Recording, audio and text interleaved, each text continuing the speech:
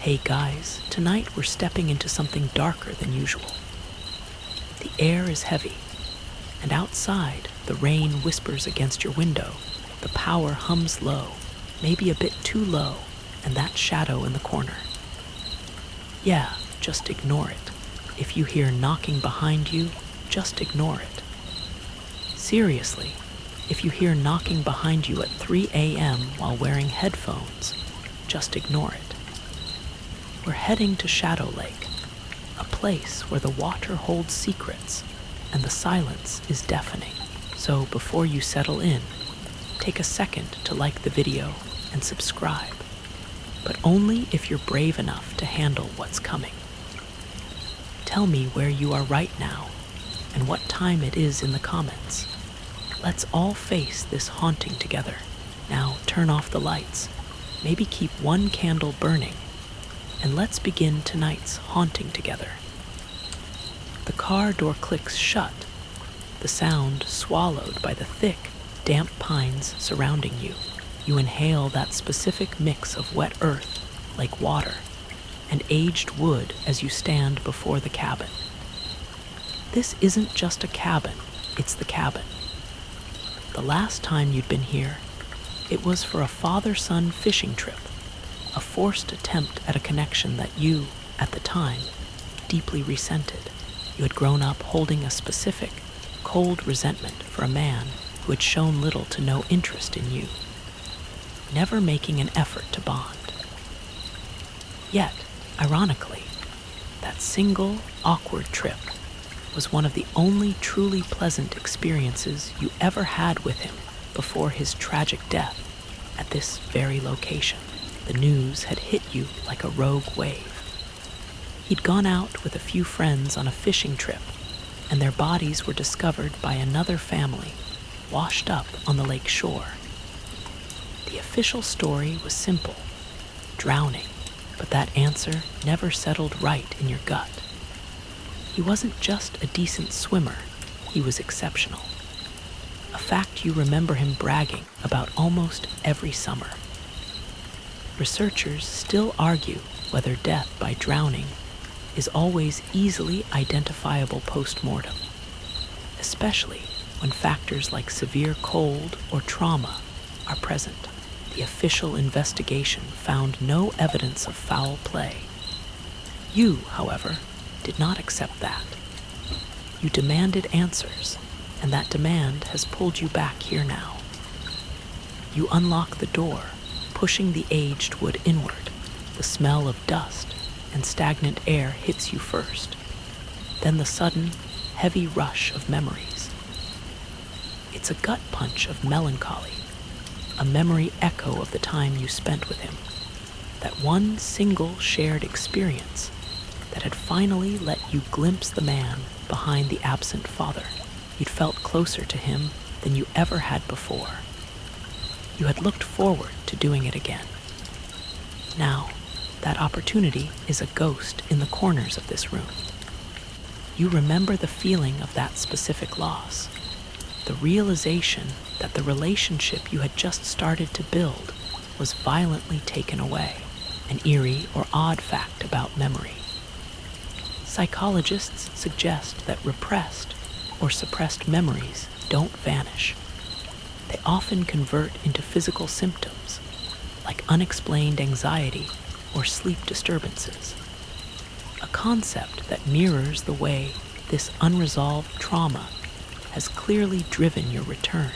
By the time you've finished unpacking a small bag, your face is already soaked in tears, a purely involuntary physical response to the ghost of what might have been. You notice the remnants of that last visit immediately. The plates you'd eaten your meager catch from are still stacked neatly on the kitchen counter. Then your eyes land on the wall.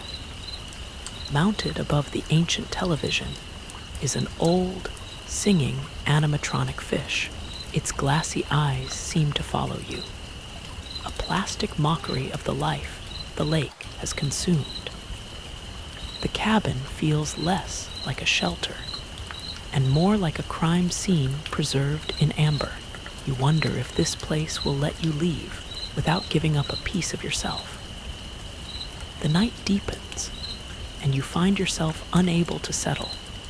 The plastic eyes of that animatronic fish, that ridiculous, big-mouth Billy Bass echo, staring down your anxiety. You remember your father laughing at it, a genuine sound you hadn't realized you'd missed until now. You move through the cabin, your fingers tracing the dust motes on the furniture, each one feeling like a forgotten minute from your past. You step out onto the porch, the air immediately cooler, wetter. You walk towards the shoreline, the damp grass giving way to rough sand under your boots.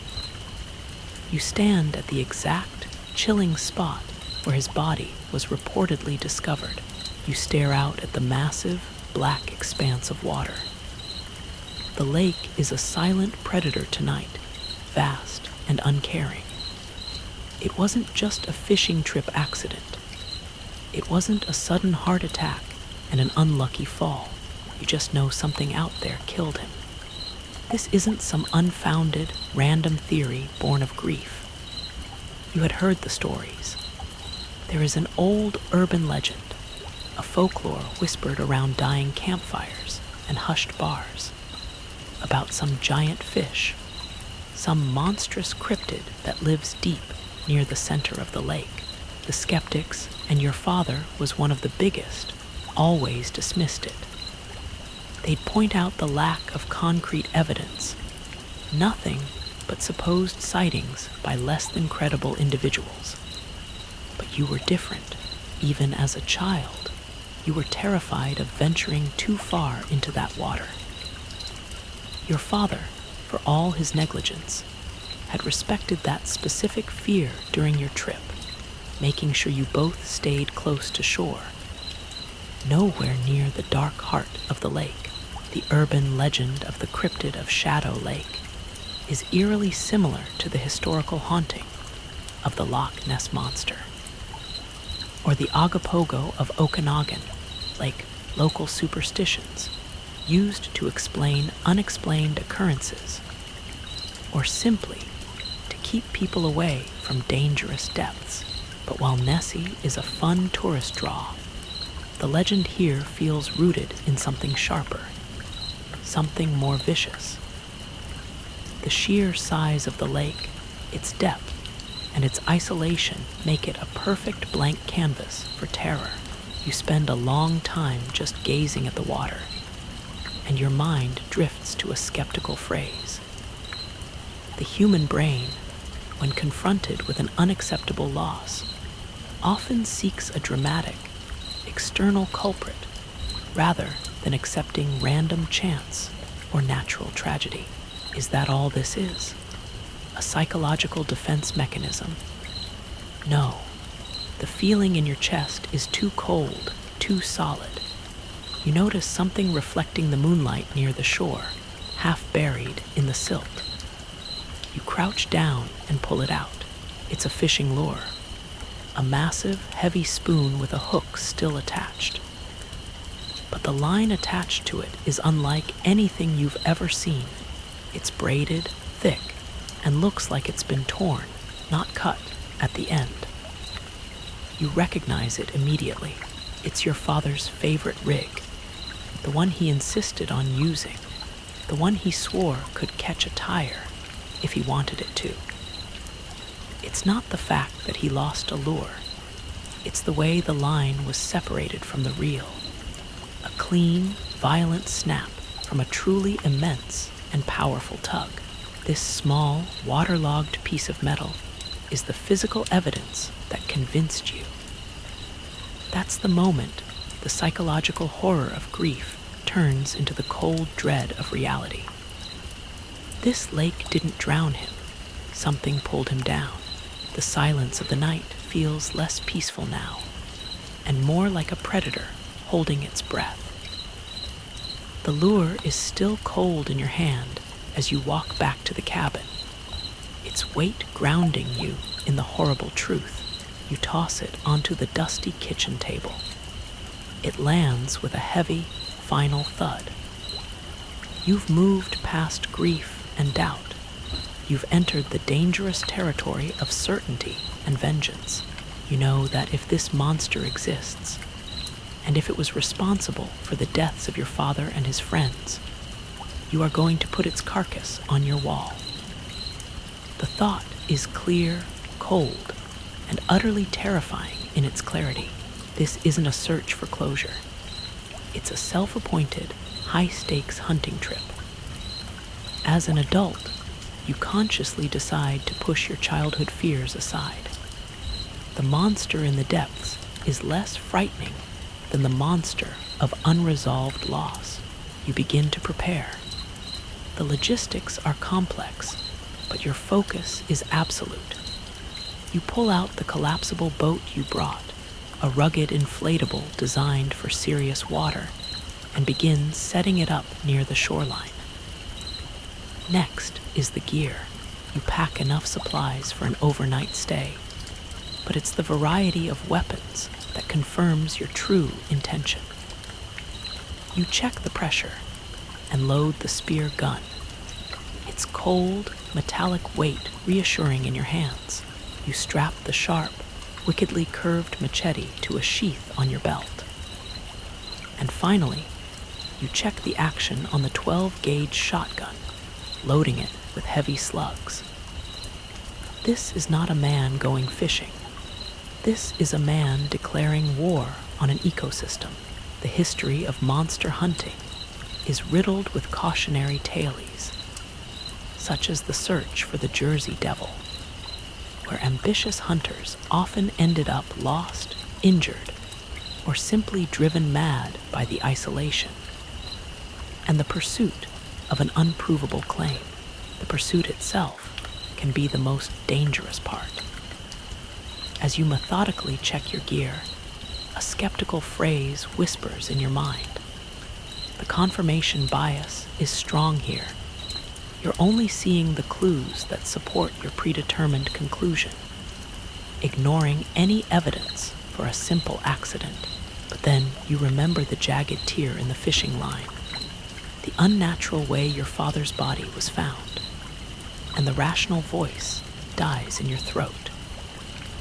It's an eerie or odd fact of human behavior that people who believe they have been wronged often experience a psychological phenomenon called effective forecasting error, which means they vastly overestimate how good revenge will actually feel. You are not thinking about feeling good. You are only thinking about the kill. You push the boat into the dark, lapping water. It's a silent, almost reverent act. You climb in, secure the equipment, and pull the starter cord on the outboard motor. The engine sputters to life. A sudden, loud intrusion into the quiet night. You point the bow away from the familiar, comforting shore, and toward the black, unmarked center of Shadow Lake. You're venturing out to where the map goes blank, where the legends hold sway, and the water is deep enough to hide anything. You realize, with a sudden chill, that the shore is receding too quickly. The low drone of the motor is the only sound you allow yourself to hear. You cut a straight line across the glossy, ink-black surface of the lake, refusing to look back at the distant pinprick of light that is the cabin. The water beneath you is still and unnervingly quiet. It feels heavy, almost viscous, as if it resists your movement. You pass the point where your father had ensured you stayed clear during your last trip. Now you are deep in the legendary territory, the supposed hunting ground of the cryptid. The feeling of isolation is total. On an eerie or odd fact note, the deep water of large, isolated lakes often undergoes a phenomenon called thermal stratification, where layers of water with drastically different temperatures do not mix, creating strange pressure and sound distortions underwater. It's theorized that this stratification is why people sometimes hear phantom sounds. or feel strange movements in deep water. You try to tell yourself that any bumps or sounds you hear are just the boat crossing these thermal boundaries. You reach what your GPS marks as the approximate center of the lake. The motor noise suddenly feels vulnerable, a beacon in the darkness. You turn it off. Silence slams into you. The boat rocks gently, left entirely to the soft, rhythmic lapping of the water against the hull. You are surrounded by absolute, crushing night. The stars are brilliant overhead, but they do nothing to alleviate the darkness of the lake itself. You sit, spear gun loaded and ready in your hands. A skeptical phrase surfaces. You are floating in the middle of nowhere, armed with a few tools, based on a few decades-old rumors, and a single, torn piece of fishing line. But the adrenaline is a sharp, undeniable truth in your bloodstream. You came for a fight, and you're prepared to wait for it. To occupy the time, and maybe to bait the monster, you pull out a simple rod and some fishing gear. You cast a line, letting the lure sink deep into the unknown. It feels like a ridiculous, desperate gesture. You think of your father, the lifelong skeptic. He would be mocking your choice of bait, your choice of gear, and definitely your choice of weaponry. You know that if you are out here, alone, looking for a giant, mythical creature, you might as well try to lure it. You hope, with a grim determination that overrides your terror, that the beast itself might take the bait. As terrified as you are at the prospect of the lake monster being real, you are also ready for a fight, eager, even, to take it down. This deep water search echoes the folklore of the aswang in the Philippines, a creature that doesn't just hunt, but actively seeks out specific individuals, usually to punish a transgression or settle an old score. You feel like the lake knows you are here, not because of your boat, but because of the intention in your heart. Time passes, slow and agonizing. Nothing takes the line. No sounds break the surface. You pull in a few small, unremarkable catches, quickly releasing them back into the abyss. The moon moves across the sky. You start to think maybe the skeptical phrase was right. Maybe the legend is just a legend. You check your watch. You're about to give up, to head back for the safety of the shore, and concede that the monster is only a phantom of your memory. You reach for the reel, ready to draw in the line for the last time. Just as your fingers brush the reel handle, there is a sudden, powerful, final strong tug on the line. It's not the gentle resistance of a fish or the solid stop of a snag.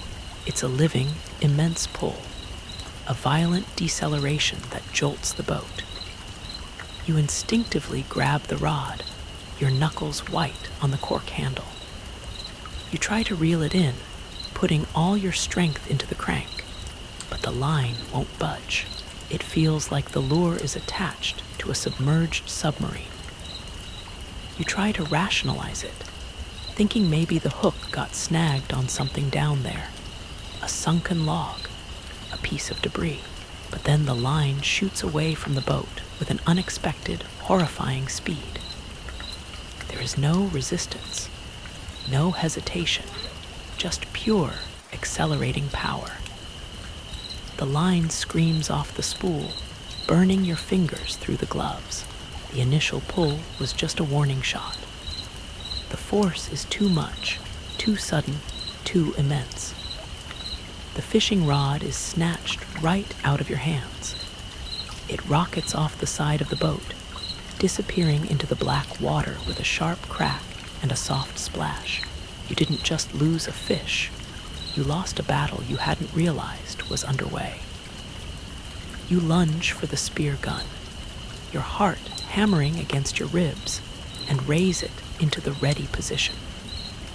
The sound of the lost rod and the whipping line is gone. Everything goes still and quiet. The profound silence of the lake returns, broken only by your ragged breathing and the subtle, atmospheric sounds of the water lapping against the hull. It's the moment just before the storm hits, where the air itself seems to thicken with dread. An eerie or odd fact about sound transmission. Water is roughly 4 times denser than air, meaning that low-frequency vibrations, like those produced by large, moving bodies, can travel hundreds of miles, making it incredibly difficult to pinpoint the source of a large, unseen sound in the dark. The monster might be miles away, or it might be directly beneath you. A skeptical phrase attempts to ground you. This was likely a large, natural aquatic predator, a massive muskie or a giant catfish, but the adrenaline is making you mythologize the encounter. Yet the speed of the loss felt fundamentally wrong. Suddenly, without warning, the entire boat shakes violently from an impact. It's a sickening, shuddering jolt that comes from just below the hull. It feels as if something massive, swimming at a truly high speed, had rammed right into the bottom. The boat tilts precariously, sending your supply bag sliding toward the edge.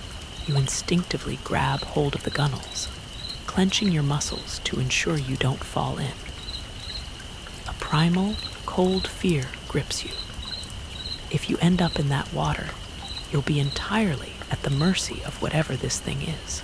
The boat stops rocking, but the water around the hull is suddenly churning, thick and agitated. You lean over the side, peering down into the abyss. You know what you're looking for, but you pray you don't see it. This experience mirrors the folklore of the Nixie, or water spirit common, in Germanic myths. A creature that doesn't just attack, but actively seeks to pull victims down to their submerged world. You feel that cold, grasping intention right beneath your feet. You see it. Below the surface, a large, dark shadow is circling your boat, moving with a fluid, unnatural grace. The ramming wasn't a mistake. It was a test. The circling is the calculation of a predator. The shadow is patient, circling your boat like a shark with a taste for aluminum. You hold your breath, your eyes straining in the deep black water. The water whispers against the hull, and the tension is so thick you could carve it with your machete. You are waiting for the final approach, and you know it's coming. The circling stops. You can feel the change in the water's movement, the subtle displacement of a massive body coming to rest directly beneath the bow. Then it approaches you. A hand, large and disturbingly humanoid, breaks the surface. It's slimy and scaled, a mottled, sickly green and brown that seems to drink the moonlight. The fingers are webbed, tipped with thick, dark nails. It grips the side of your boat, its sheer size making the inflatable hull dip immediately. Panic cold, pure, and paralyzing floods your system. You drop your spear gun momentarily and try to start the outboard engine. You yank the cord once, twice. It sputters, a weak, pathetic cough. It won't catch. Another hand pops out of the water, mirroring the first. The two scaly grips hold fast to the gunwale, and the creature begins to pull itself up. The terrifying weight of it shifts the boat severely, and the monstrosity is revealed. It pulls itself fully onto the boat, dripping and glistening in the faint light. This is what killed your father. The creature looks disturbingly like a man, but warped, a grotesque mutation. Its skin is entirely covered in thick, dark green scales and ooze. where a mouth should be, there is a mess of 4 small, writhing tentacles. These tentacles open, revealing rows of tiny suction cups, and terrifyingly, a sharp-looking beak nestled in the center. Its eyes are glassy, completely pale, and what chills you to the core is the way they blink, horizontally, covered by slimy, opaque eyelids. This creature is a real-life horror from the Deep One's mythology, created by H.P. Lovecraft, a hybrid of man and aquatic horror, whose appearance signals the breakdown of the natural world. You let out a ragged, strangled scream, the sound stolen by the vast night. You grab the spear gun immediately, aiming it directly at the creature's core, its chest. Your hands are shaking, but your aim is true. An eerie or odd fact about fight or flight when people encounter genuinely terrifying stimuli. The body releases a flood of endorphins and adrenaline that can actually cause a momentary feeling of calm and hyperfocus, known as dissociation of panic. You feel this strange, metallic calm now. You fire. The spear gun thunks sharply. The thick, barbed spear pierces the creature directly in its chest, sinking deep into its core. It lets out a horrible, gargled cry, a sound like water draining through a clogged pipe. The creature immediately falls backward, tumbling off the boat and into the dark water. Black-colored blood, thick and viscous, pours out of its dying body, staining the surface of the lake. You drop the spear gun and lunge back toward the engine, pulling the cord again. You pull and pull, the adrenaline overriding the searing pain in your hands, yelling at the motor to catch. Finally, mercifully, it sputters, then catches, and the engine starts running. But you know the escape is not going to be that simple. The engine roars, the sudden mechanical noise cutting through the night like a siren. You grab the tiller, ready to shove the throttle forward, to turn the boat and run, but you don't get the chance. Before you can shift into gear, more pale, scaly arms erupt from the black water, not one, but an impossible number, grabbing the side of the boat on the opposite side. They are working in horrifying, coordinated unison, attempting to tip the boat over. The hull dips violently toward the water, the engine roaring uselessly as you fight to maintain your center of gravity. You are surrounded.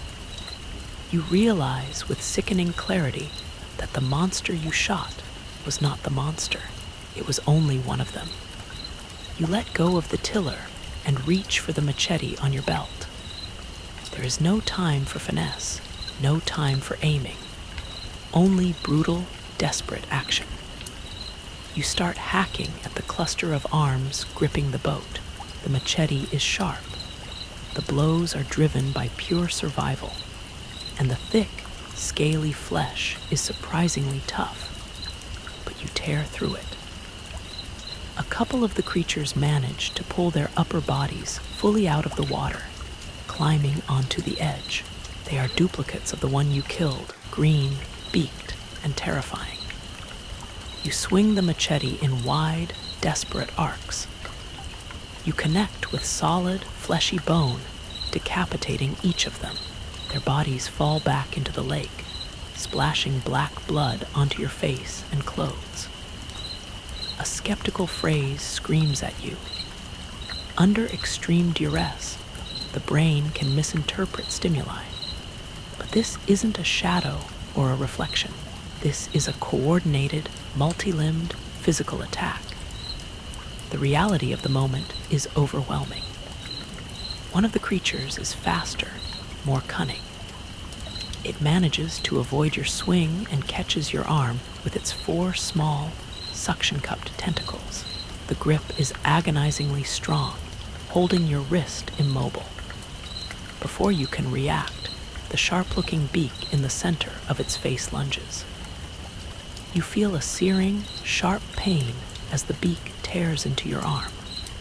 It's not a bite, it's a piece of flesh being ripped away. The pain is immense, blinding.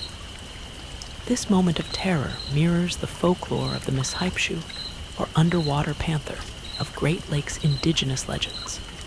A serpent-like creature known for its powerful claws and vicious, unexpected attacks, often seeking to drag victims into its watery lair. An eerie or odd fact about pain.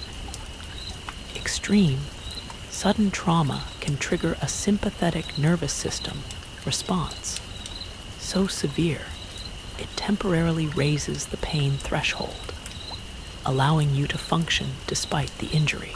You are functioning on pure instinct. With your free hand, you desperately reach for one of the spare spears that was lying on the floor of the boat. You grab the shaft, and without hesitation, you jam the sharp point directly into the creature's unblinking, pale eye. It lets out a high-pitched, agonizing squeal. The pain must be immense. Its tentacles instantly release your arm. You see the creature writhe for a moment before dropping back into the lake, sinking quickly, leaving behind another patch of oily black blood. You don't look at your arm. You turn, slam the throttle down, and the boat surges forward. You leave the monsters and the swirling black water behind you. The boat is screaming toward the shore, and you don't slow down until the hull grinds violently into the muddy bank. The boat is a wreck, half submerged in the mud, the engine ticking as it cools. You scramble out, barely feeling the impact of the ground on your knees. Your first glance is to your arm. The sight makes you gasp. It's bad. A large chunk of flesh is missing. The edges of the wound are jagged and dark, already swelling unnaturally, and the black blood from the creature that splattered on you earlier now feels like it's searing your skin. You grab your first aid supplies, snatch up your shotgun, and run into the cabin. The moment you are inside, you slam the door and lock it, throwing the deadbolt, the chain, and anything else that will hold. You stand by the door, breathing heavily, listening to the lake, waiting for the sound of scaly hands on the porch rail. The silence is just as terrifying as the violence. You immediately set to work. You disinfect the wound, pouring half a bottle of antiseptic into the jagged tear.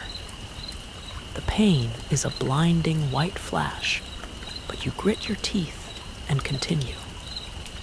You wrap the arm tightly, trying to stop the dark seepage from the edges of the injury. Once the wound is secured and the adrenaline begins its slow, painful retreat, the reality of the situation hits you. You have just had a violent encounter with a creature that defies biology, a cryptid that murdered your father and nearly killed you. You have to tell someone. You grab your phone and call the local authorities. You try to explain what you experienced. Your voice is shaking. Your words are coming out too fast. You describe the scales, the beak, the tentacles, the black blood. You can practically hear the dispatcher's eyes rolling over the phone. They are dismissive, skeptical, suggesting you were likely suffering from shock or a severe intoxication after a boating accident. They use the skeptical phrase, "The report will be filed as a presumed animal attack, likely a wild dog or bear, compounded by trauma-induced hallucination." You know that won't work. You have to prove it. Reluctantly, you unwrap the bloodied bandage. You hold the phone up, angling the camera just right so the officer, who has now called in a sheriff's deputy to speak with you, can see the massive chunk that was taken out of your arm. The deputy on the other end goes silent. This isn't a dog bite. This isn't a typical laceration. The depth, the jagged edges, the surrounding dark, bruised tissue, it is clearly, horrifyingly unnatural. This sudden physical evidence is reminiscent of the historical hauntings involving the Bell Witch, where the entity was said to leave physical marks, not just sounds. The physical, undeniable wound is your calling card to reality. The deputy's tone changes immediately. He promises a team is coming. You don't wait for them. You leave that day, taking only what you came with, and you've never gone back. You leave the wrecked boat, the bloody cabin, and the silent, hungry lake behind. The drive away from Shadow Lake is a blur, a haze of pain, fear, and nausea. You keep glancing at the rearview mirror, half expecting a scaly green figure to be running after the car. You end up at a distant hospital, seeking treatment for your injuries. The doctors are mystified. They clean the wound, stitch the tissue that is left, and confirm that a large, unnatural section of flesh is indeed gone. They look at the jagged edges and the strange tissue damage with clinical concern, taking multiple swabs and running tests. They give you a standard course of powerful antibiotics to prevent any infection. You don't mention the creature. You say it was an exotic animal attack, maybe a rare, large snapping turtle, or something that fits their limited worldview. The doctors accept the convenient lie over the terrifying truth. You hear the news days later. The local reports are vague. The skeptical phrase is used repeatedly. Authorities are investigating a boating incident that resulted in severe injury. Then you hear the real, chilling update. A search team, one that went out to investigate your claims and the location where your father's body was found, has also gone missing. Just like your father, his friends, and almost yourself, they never came back. The lake has claimed more victims. The cryptid is no longer a legend, it's a disaster. An eerie or odd fact about environmental contagion. Some remote ecological systems contain highly specialized viruses or bacteria that the human immune system has zero defense against, leading to rapid systemic failure. Or, as in some fiction, radical mutation. The antibiotics don't seem to work. The wound is healing poorly, but worse, something seems fundamentally wrong. It's not a common infection. You start noticing the surrounding tissue changing color and texture. It's turning a faint, pale greenish tint, and the skin itself feels tougher, like leather that's been left to dry in the sun. You scratch at it constantly. You develop an unrelenting thirst. You can't seem to stay hydrated, no matter how much water you drink. It's a constant, dry ache in your throat. This unquenchable thirst is a common symptom in folklore surrounding creatures like vampires or wendigos, a biological need warped by an unnatural affliction. One night, the urge for water is overwhelming. You stumble into the bathroom and splash cold water onto your face. You look up into the mirror, and that's when you notice something odd, something fundamentally wrong with your reflection. Your eyes. The color of your irises is fading, getting pale, almost white, losing the warmth and light of human color. Your skin is changing, hardening, taking on that faint, rough texture you noticed around the wound.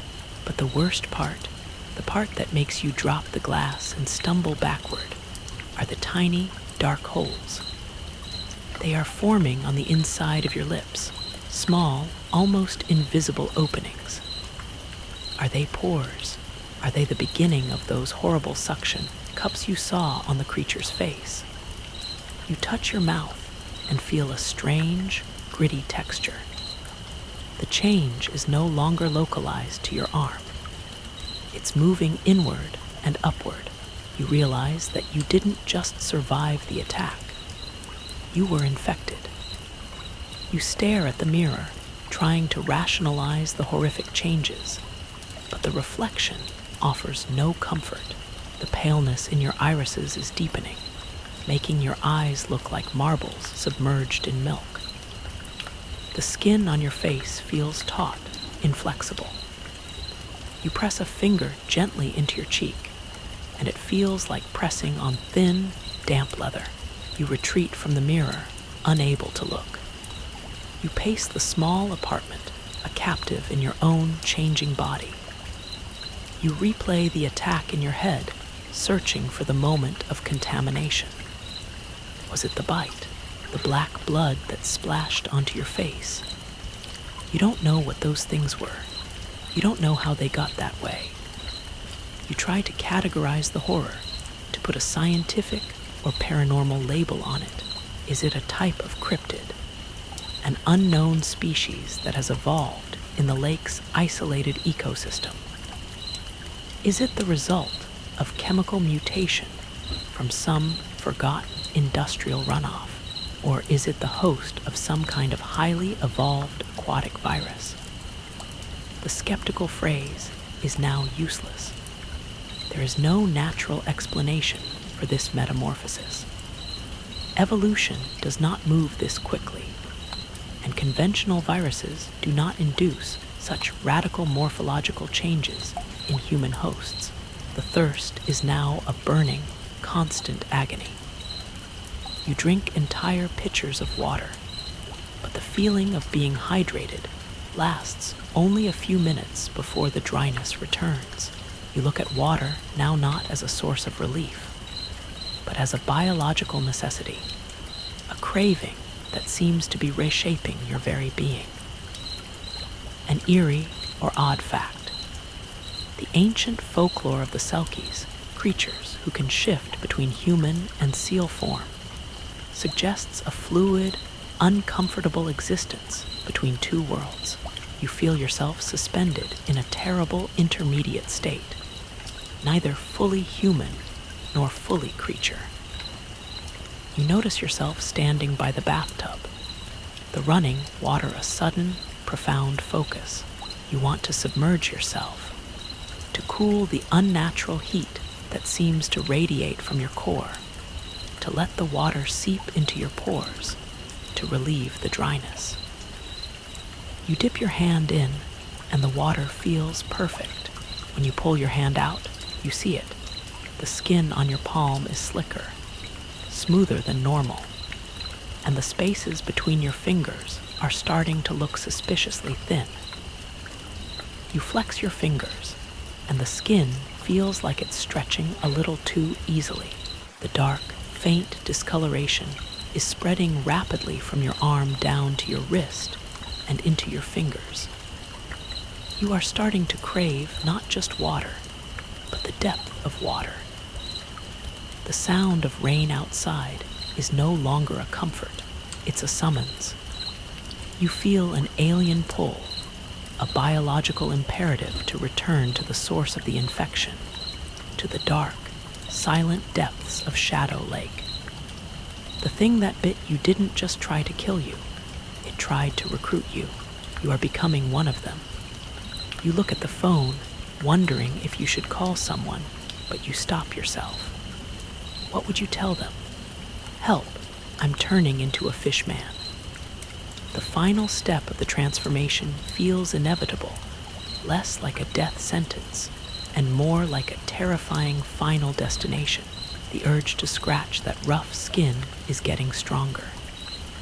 The changes accelerate with a horrifying lack of subtlety. You avoid all reflective surfaces, but the feeling of the transformation is impossible to ignore. The pale color has consumed your entire eye, leaving your irises nearly white, like a creature adapted for lightless depths. You find yourself sensitive to bright light, preferring the dim, shadowed corners of your room.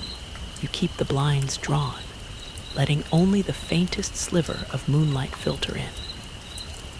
The skin on your chest and back is growing rougher. The texture you first saw around the bite wound is now creeping across your torso. You scratch at it constantly, the irritation becoming unbearable. The small, dark holes you noticed on your lips are multiplying, and you realize they aren't suction cups yet, but highly specialized pores, weeping a thin, salty, clear fluid. Your body is sweating out its humanity. You have stopped eating solid food entirely. The thought of chewing, of swallowing dry bread or meat, is repulsive. Your relentless thirst, however, has developed a new, unnerving specificity. You no longer just crave water. You crave cold water, deep, mineral-rich, cold. An eerie or odd fact about sensory modification.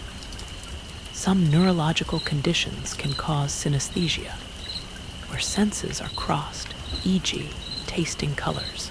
Your senses are crossing in a different, more primal way. You can feel the pressure of the air around you, and you can smell the distant humidity of a natural body of water.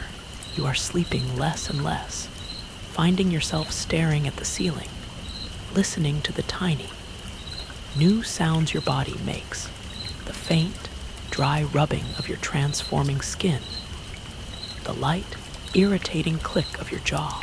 The skeptical phrase you now use is directed at your memory.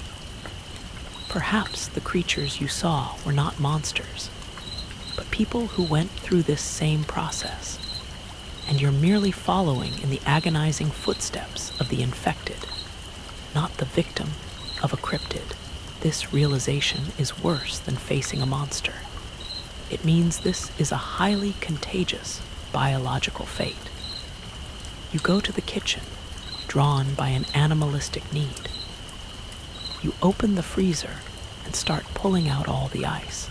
You don't put it in a glass.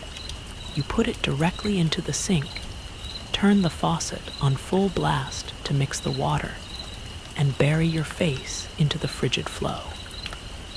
It's the closest you get to relief. As you stand there, your hands resting on the porcelain edge of the sink, you look at your fingers. They are noticeably longer, thinner. And the skin that connects them, the skin that felt so supple and soft just days ago, is now stretching, translucent, webbing. The beginning of full webbing is clearly visible. A pale, green-tinged membrane connecting your digits. Exactly what you saw on the creature's hands. This mirrors the folklore of the kappa from Japanese mythology. A turtle-like water goblin with a dish on its head that holds its life force, and who is known for luring victims into the water and trying to trade places. You feel like the lake has successfully placed a part of itself within you. You are no longer fully you. The face you saw in the mirror last night wasn't just wrong, it was a preview. You stop scratching. The itch is gone, replaced by a dull, constant ache of becoming. The sight of the webbing solidifies your certainty. The human part of you is losing the battle. The aquatic mutation is winning. You no longer walk with a natural stride. You find yourself hunched, your spine beginning to curve in an unnatural way, your head jutting forward. You catch yourself trying to walk with a peculiar, side-to-side shuffle, a motion that seems instinctively more suited to a submerged environment. You've learned to deal with the constant, searing thirst. The tiny holes on your lips have widened slightly, and you notice they excrete a mildly irritating, viscous liquid when you are away from water for too long. They are a desperate biological attempt to maintain hydration, a strange new survival mechanism.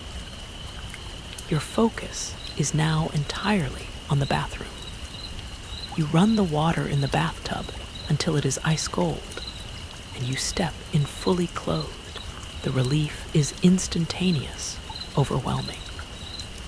You sit there, letting the cold water completely cover your head, and for the first time in days, the burning stops. The transformation, it seems, thrives in the wet, dark cold. This is a physical echo of the sirens of Greek myth, creatures whose songs lured sailors to watery graves. The water is no longer a grave for you. It is a cradle. You spend hours in the tub, and when you finally stand up, the true scale of the change is visible. The pale green discoloration is now uniform across your torso and legs. The texture is that of rough, tight scales, still soft, but undeniably non-human. You touch your own skin and feel the faint, distinct separation of the individual plates. A skeptical phrase would call this folie à deux, a shared delusion. But you are completely alone, and the evidence is tangible. Your nervous system is rerouting, adapting to a life that requires a completely different biological infrastructure. You look down at your feet. The toes are thickening, shortening, and beginning to flatten. More distressingly, the ankle joint is feeling stiffer, as if the bones themselves are fusing to support a powerful, propulsive kick. You take a step out of the tub, and the new stiffness in your joints causes you to slip. You catch yourself on the basin. An eerie or odd fact: the deepest known parts of the ocean, the Hadal Zone, contain creatures that have evolved unique forms of bioluminescence and transparent skin, adapting to pressures over 1,000 times greater than the surface. Your body is clearly preparing for a life far below the pressure you're currently experiencing. As you dry off, you rub your face, trying to clear the moisture, and you touch the area around your neck. You feel a strange ridge, a series of cartilaginous bumps below your jawline. You reach for a mirror, unable to resist this time. You hold it close. The ridge is distinct. They aren't scars, they are the beginnings of gills, small, dark fissures protected by tough, scaled flaps. They feel sensitive, slightly inflamed, ready to open. You gasp, but the intake of air is suddenly painful, scratchy. You feel an agonizing pressure build behind them, a new organ demanding to breathe the medium it was meant for. The air is no longer sufficient. You realize your time topside is rapidly running out. The transformation is nearly complete. The sight of the forming gills seals your fate. You are a biological prisoner in your own home, unable to venture outside where the light hurts your eyes, and unable to stay inside where the air chokes your new organs. You exist in a self-imposed twilight, spending all your time submerged in the cold water of the tub, emerging only when absolute necessity demands it. The paleness in your eyes has turned them completely white, opaque. You now blink horizontally.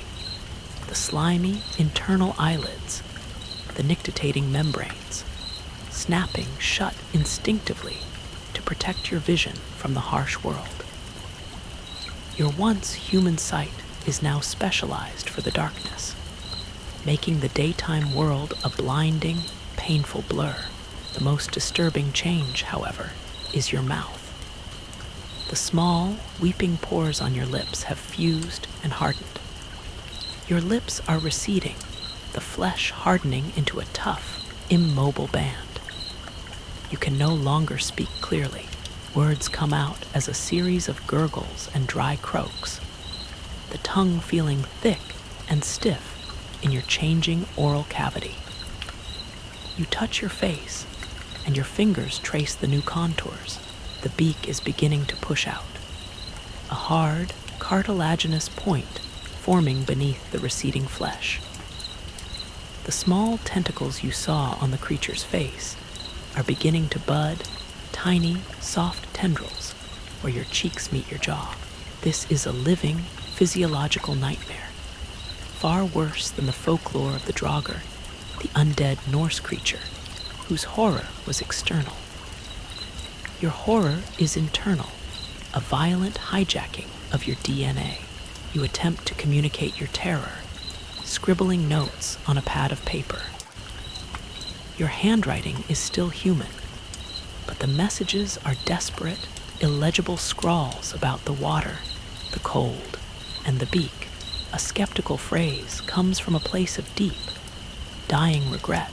If only you had stayed away, if you had accepted the drowning as the final truth, this parasitic, biological conversion would not have begun.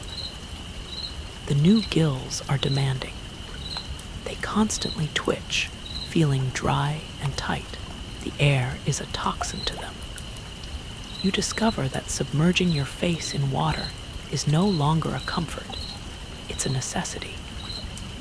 You begin to breathe through your gills when submerged, the cold water flowing in and out of the new slits with a strange, satisfying rhythm.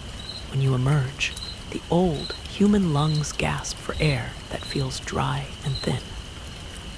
An eerie or odd fact: the fear of mutation and unwanted change, known as metathesiophobia, is a profound psychological defense against loss of self. You are living out the ultimate version of that phobia.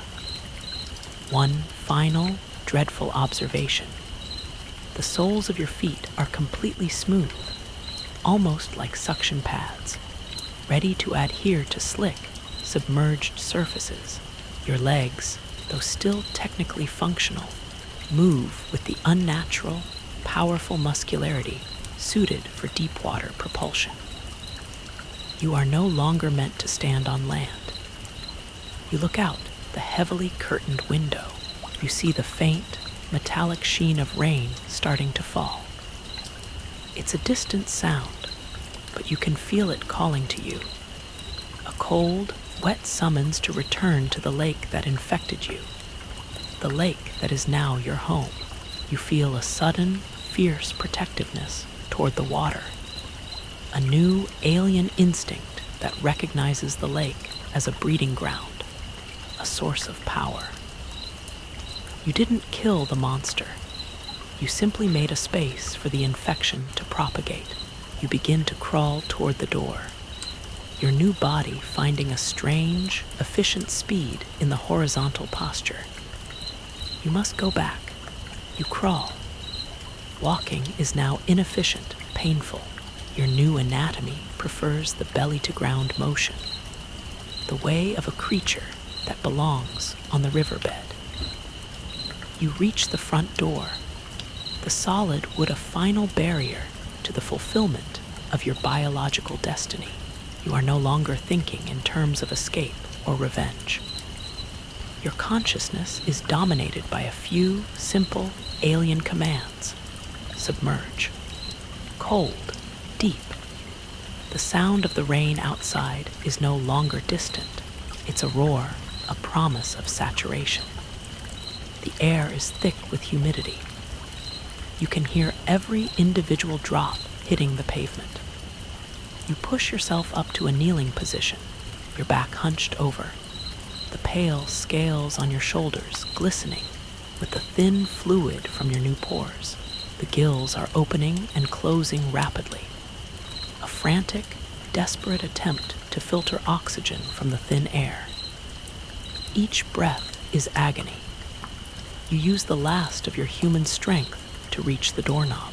The brass feels intensely cold to your scaled palm, which is a blessing. You twist the lock and throw open the door. The rain slams into your face. The sensation is electrifying. It doesn't just wet your skin, it immediately revitalizes the scales, smoothing the roughness, relieving the desperate dryness. You gasp, but this time, the gasp is a sound of pure, alien satisfaction. You crawl out onto the porch, and then onto the wet lawn. You feel the cool, saturated earth beneath your strange, suction-cupped feet.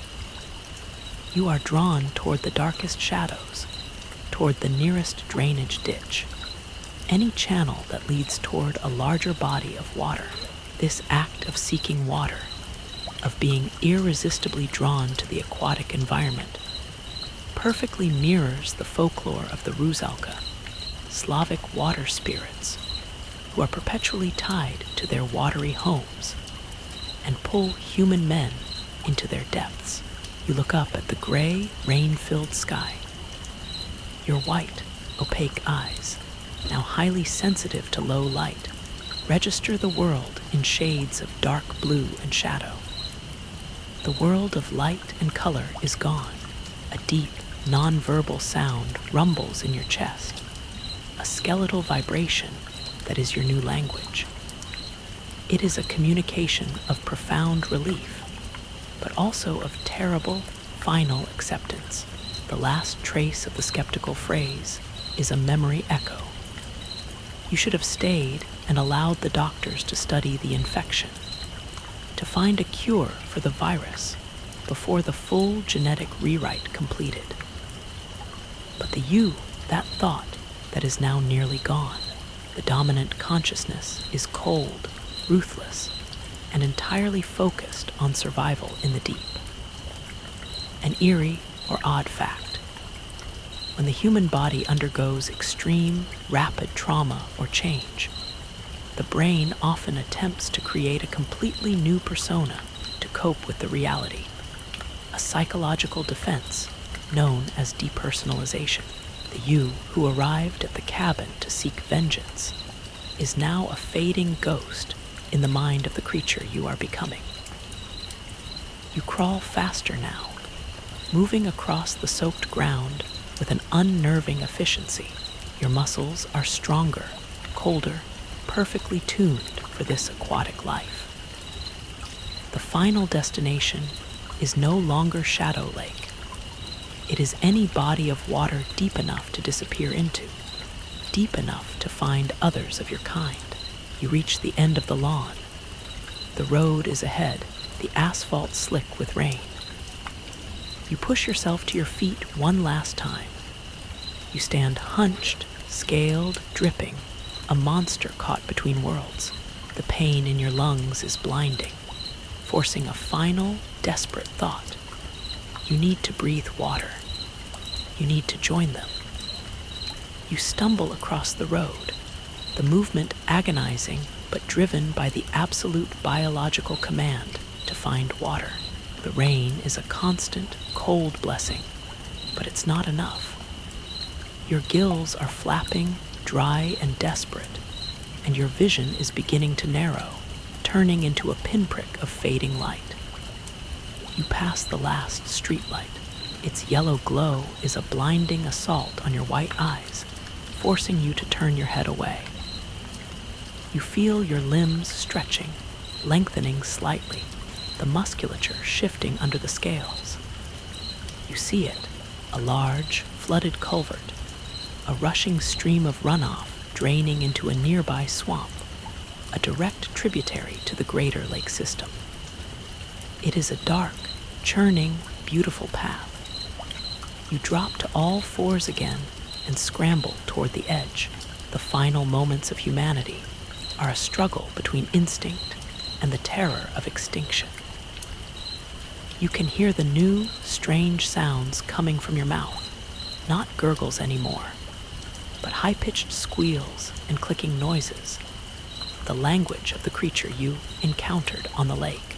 You reach the edge of the culvert and plunge your face directly into the cold, rushing water. The relief is not just physical, it is spiritual. The water rushes in, coating your gills, entering your new pores. You breathe deeply through your neck, and the burning in your lungs stops instantly. You feel the oxygenated water flowing into your system. You are home. An eerie or odd fact: in deep-sea ecosystems, organisms often communicate not through sound, but through minute electrical charges or pressure waves. The clicking sounds you are making are likely the start of this new, non-vocal language you can't resist. You push your entire body into the dark, churning current. The water is cold, muddy, and perfect. You feel your body lighten, the muscles in your legs coiling. One last, final skeptical phrase tries to surface, but it's weak and watery. This is an elaborate form of suicide, driven by a hallucinatory state caused by neurotoxins. But you feel too powerful, too alive. You push yourself under, letting the current take you. You open your eyes, and the underwater world is suddenly clear, sharp, 1,000 times more vivid than the air. The metamorphosis is complete. You turn over, your powerful new legs kicking strongly, and you begin to swim against the current, drawn not away from the lake, but deeper into its system. You are going home. You are going to join the others. The historical horror of the missing research team is no longer a newspaper headline to you. They weren't killed, they were harvested. And now, you are one of them, a new sentinel in the dark waters, ready to claim the next visitor who comes seeking answers. The surface world is now alien, dry, and blindingly bright. Your world is cold, deep, and silent. You are the answer. The final transformation is complete. The current carries you effortlessly deeper into the water, and the last, dry ache of your lungs finally fades, replaced by the profound, silent comfort of the cold.